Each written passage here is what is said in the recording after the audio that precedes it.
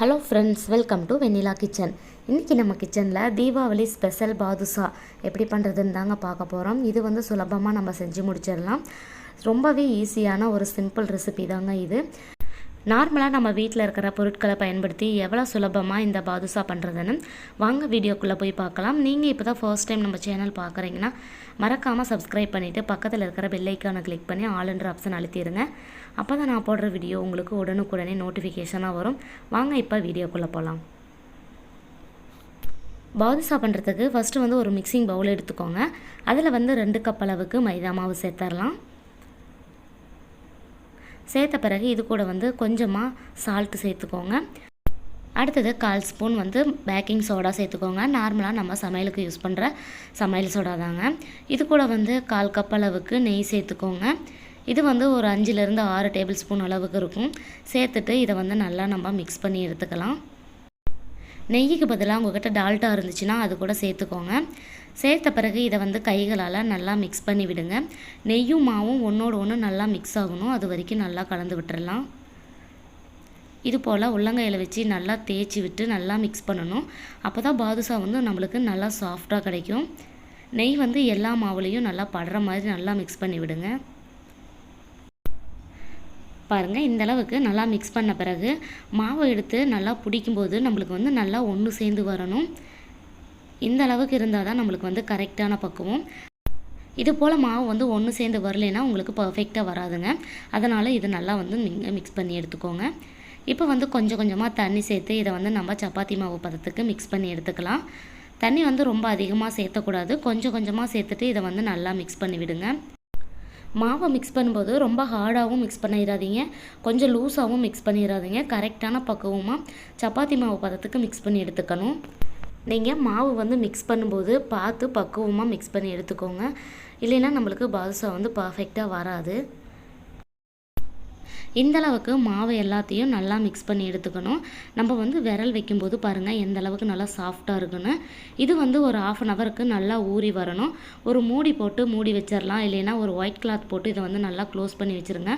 மாவு வந்து உடனே காஞ்சிரும், அதனால் இதை வந்து மூடி போட்டு மூடி வச்சிடலாம். 1/2 ஹவருக்கு ஊறி வந்தால் போதுங்க, ரொம்ப நேரம் ஊற வேண்டியதில்லை.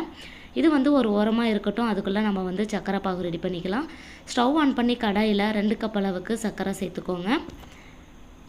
2 கப் மைதா மாவுக்கு 2 கப் அளவுக்கு சுகர் சரியான அளவாக இருக்குங்க. இது கூட வந்து 1 கப் அளவுக்கு தண்ணி சேர்த்துட்டு இதை வந்து நல்லா கரைச்சி எடுத்துகிட்டு வந்துடலாம். மாவு எந்த கப்பில் எடுத்தீங்களோ அதே கப்பிலேயே 2 கப் அளவுக்கு சுகர் சேர்த்துனீங்கன்னா அளவு சரியாக இருக்குங்க. பாருங்கள், இந்த அளவுக்கு நல்லா நுர பொங்கி வர ஸ்டேஜில் வந்து நம்ம பாகு பதம் செக் பண்ணிக்கலாம். எப்பயுமே சக்கரை பாகு சேர்த்த பிறகு இந்த அளவுக்கு ஒரு நுர வந்த பிறகு நம்ம பாகு பதம் இடையில வந்து செக் பண்ணிக்கணுங்க.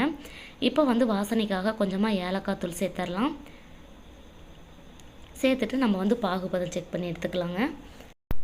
ஒரு கம்பி பதம் வரும் இல்லைங்களா, அதுதான் கரெக்டான பக்குவம். அதுக்கு முன்னாடி கொஞ்சமாகவே நம்ம வந்து எடுத்துடணும்.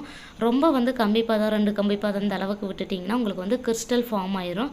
அதனால் ஒரு கம்பி பதம் வந்தோடனே இதை வந்து நம்ம ஸ்டவ் ஆஃப் பண்ணிடலாம்.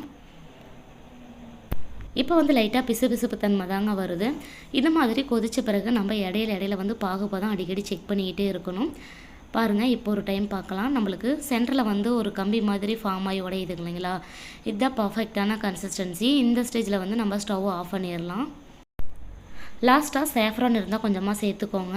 கலருக்காக நான் வந்து ஒரு 2-3 பீஸ் மட்டும் சேர்த்துருக்கிறேன். சேர்த்துட்டு இதை வந்து நல்லா மிக்ஸ் பண்ணி விட்டுட்டிங்கன்னா நம்மளுக்கு வந்து கொஞ்சம் நேரத்தில் கலர் லைட்டாக சேஞ்ச் ஆகி வரும். அடுத்தது 1/2 ஹவர் ஆயிடுச்சிங்க. மாவு வந்து நல்லாவே சாஃப்டாக ஊறி வந்திருக்கு. இதை வந்து மறுபடியும் நம்ம கைகளால் மிக்ஸ் பண்ணவே கூடாது.